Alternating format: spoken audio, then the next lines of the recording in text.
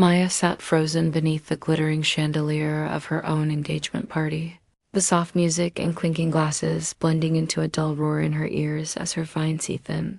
The polished heir to a corporate empire stood tall before the crowd and announced their union not as a celebration of love, but as a strategic merger of families, businesses, and legacies. Flashes from cameras painted her face in brief bursts of light, her smile practiced and composed, but beneath the linen-draped table her hand was clenched into a trembling fist, nails pressing into skin, the only betrayal of her silence. Applause filled the room, friends and strangers alike congratulating her as though she had won some great prize. Yet all she felt was the weight of chains disguised as a diamond ring, a prison dressed as promise, a performance masquerading as forever. Engagement, she realized, was not always a tender confession whispered on bended knee. Sometimes it was a weapon wielded in public, a display of dominance, an announcement that bound hearts not through devotion but through ownership, and the cruelty of it lay in how convincingly the world called it romance. This moment, raw and suffocating, becomes the doorway into a wider reflection on the many ways stories across cultures and media twist engagement into something it was never meant to be, sometimes an arranged marriage designed to display power and status, rather than affection. Sometimes a betrayal where a man proposes in front of an old lover just to assert dominance. Sometimes a broken promise that unravels days before vows are spoken, leaving shattered dreams in its wake. And from this night, from Maya's frozen smile and clenched fist, the question expands: what does engagement really mean? And why does it so often carry the weight of anything but love? Maya was 25, the age where everyone around her seemed to be making decisions that would define the rest of their lives. And yet she found herself standing on a fault line that threatened to crack with every step. Ambitious and sharp, she had thrown herself into law school not just as an escape, but as a declaration of who she intended to become. A woman who defined her own future rather than inheriting someone else's script. But the irony was bitter because the very institution she thought she could sidestep had caught her in its net. And now she wore a diamond on her finger that told the world she was promised, spoken for, claimed. Her mother had been the first cautionary tale she carried within her. Married off through arrangement, her mother had learned to smile at banquets and keep her voice soft at home, her life a quiet testimony to endurance more than choice. As a child, Maya absorbed those silences like secondhand smoke. She watched the way her mother's hands folded around teacups, careful never to shake, never to reveal how little power she held. That memory pressed on her even now, a ghostly reminder that history had a way of repeating itself. Yet Maya wasn't raised only on quiet repression. She was raised on stories. She grew up sneaking romance novels beneath her textbooks, binge-watching K-dramas until dawn, consuming YouTube shorts where love triumphed in heartbreak's ashes. Those stories gave her a vocabulary her own family's life lacked: passion, devotion, destiny. They asked her to believe that engagements were sacred, promises whispered between two people who had chosen each other, not shackles disguised as ceremonies. They promised her that love could be loud and reckless, could take risks her mother never dared to. For years she clung to those narratives like life rafts. She believed she was immune to the old patterns, certain that when her engagement came, it would be hers to accept, hers to celebrate. Until it wasn't, that public announcement still echoed in her bones. Ryan, the heir to a corporate dynasty, her fiancé by force rather than romance, stood in front of hundreds and declared their union like a business deal. The memory was a wound, still fresh, still bleeding, and yet she found herself turning it over in her mind like evidence in a courtroom. What was engagement, really? A symbol of love or a performance of power? Her own story had become both case study and cautionary tale. Around her, other voices complicated the picture. Claire, her best friend since high school, was her opposite in faith. Claire believed in love the way some believed in religion, fiercely, unquestioningly. Claire cried at every proposal video she came across online, swore she would never settle for less than a partner who knelt down in tears, who held her hands as though they were the axis of this world. For Claire, engagement was the ultimate proof of devotion, the glowing center of every story she had ever wanted for herself. Whenever Maya questioned this ideal, Claire dismissed her with a laugh, saying, "You'll see when it happens to you." But Maya had seen, and what she saw was a cage, and then there was Daniel. Quiet, steady Daniel from her law classes, who sat at the back of lectures but always had something cutting to say when professors opened the floor. He challenged the way the world framed traditions, the way institutions disguised control as culture. To him, engagement wasn't romantic or inevitable, it was a contract. One of many legal performances society had dressed in flowers and lace. With Daniel, Maya found a mirror to her doubts. He didn't mock her for them, didn't dismiss her. He asked her questions that lingered long after their study sessions ended. Now, suspended between her own engagement and the stories she consumed, Maya began to map connections. She saw her life bleeding into fiction, fiction bleeding into reality. In Korean dramas, engagements were often interruptions used to force lovers apart, to bind one character to duty rather than desire.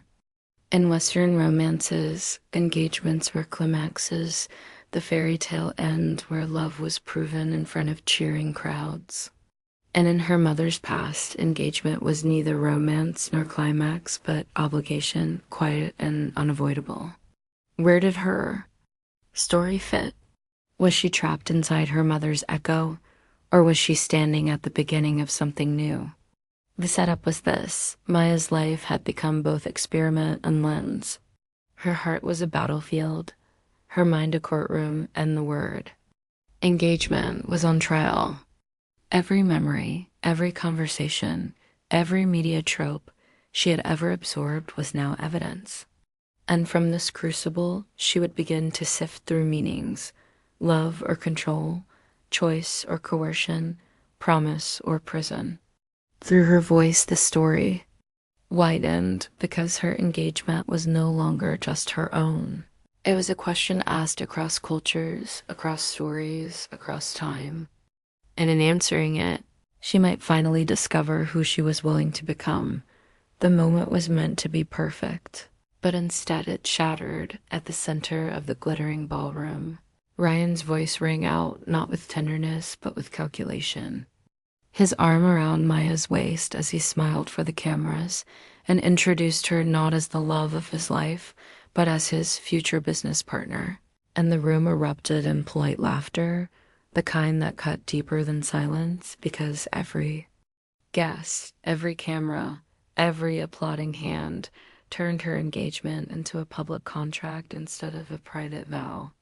Beneath her calm expression, her chest burned with humiliation, her throat tight with words she couldn't say. And when the night ended and the champagne glasses were cleared, Maya sat alone in her room with makeup still on her face, scrolling endlessly through social media, where the algorithm delivered her a cruel montage short videos of surprise proposals with teary-eyed brides.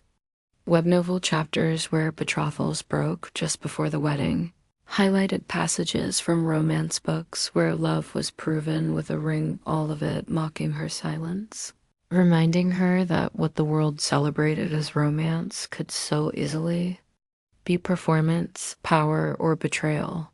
She opened a blank document and began typing furious notes, not for anyone else, but for herself. Each line a fragment of a question she could no longer ignore.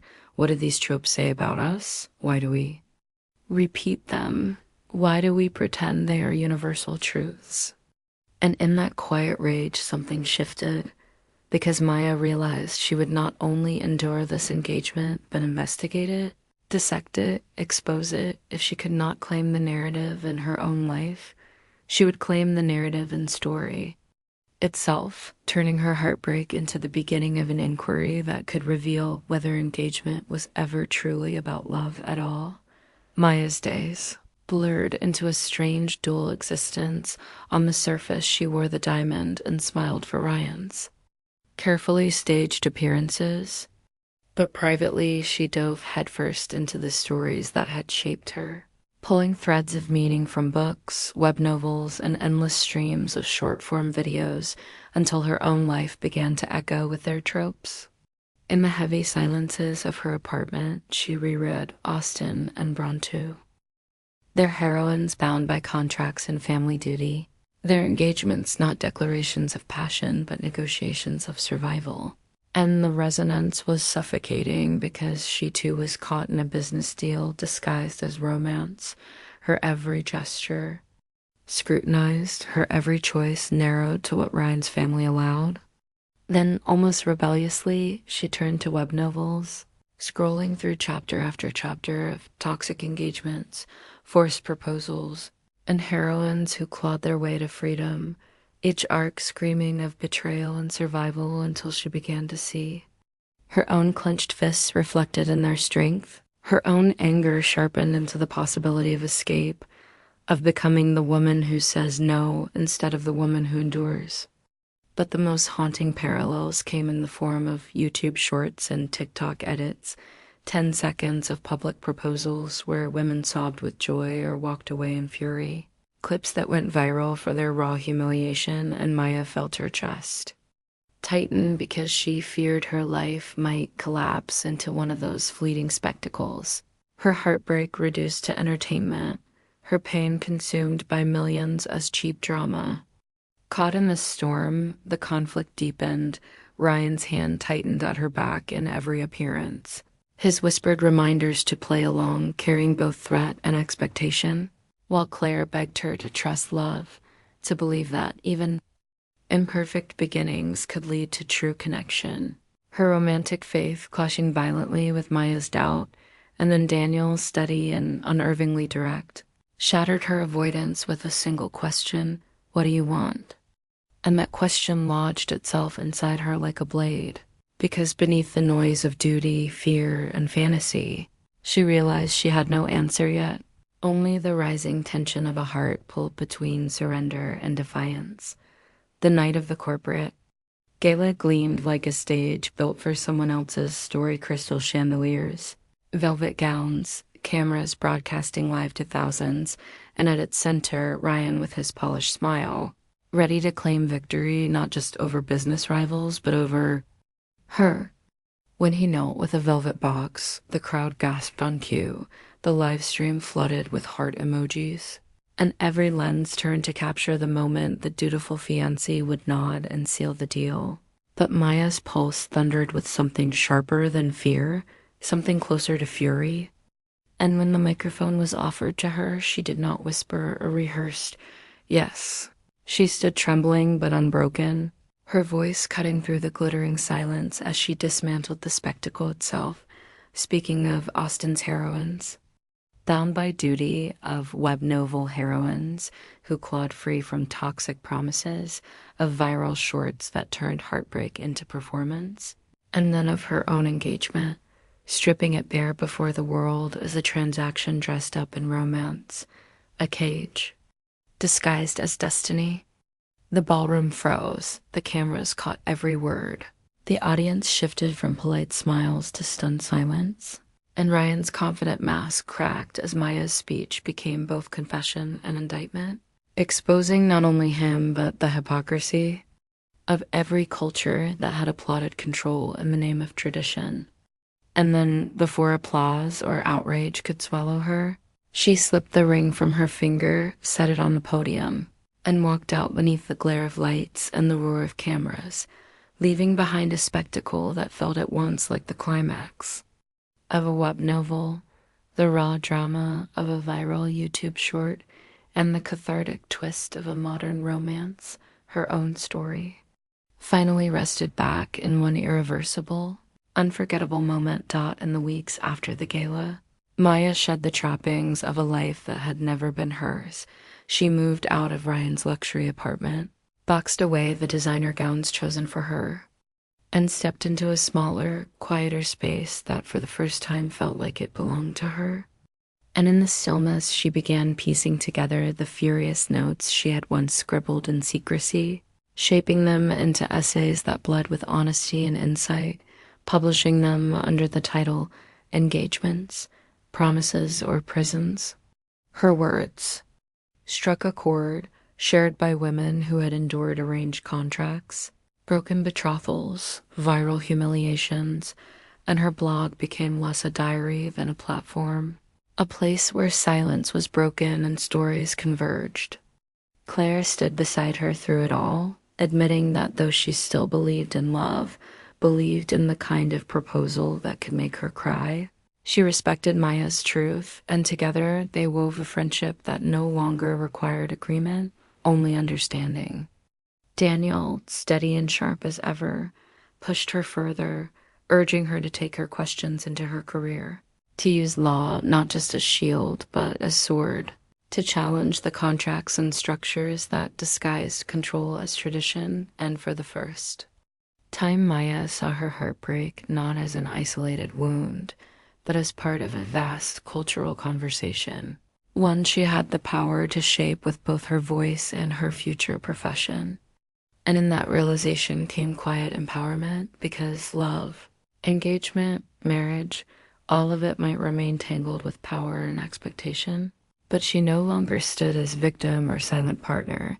She stood as narrator, advocate, and woman who had chosen herself, turning the ashes of humiliation into the foundation of justice, her story no longer one of loss but of liberation. Late at night, the city humming faintly beyond her window, Maya sat at her small desk with a cup of tea cooling beside her, the bon glow of her laptop illuminating the sticky notes scattered across the wall, fragments of thoughts, comparisons of engagements in Austen's binding contracts, in web novels' toxic betrayals, in shorts' viral spectacles, all stitched into the final draft of her essay. She paused, fingers hovering over the keyboard, and let her gaze drift to her bare hand resting on the desk. The finger that once carried a diamond, now empty, yet instead of grief, she felt a soft, steady freedom, a quiet space where her own choice lived. A smile curved her lips, not triumphant, not defiant, but peaceful. The kind of smile that belonged to someone who had walked through fire and come out whole. In the silence, she reflected, engagements can bind, they can betray, they can break you, but they can also remind you that love isn't about winning someone's promise, it's about keeping your own.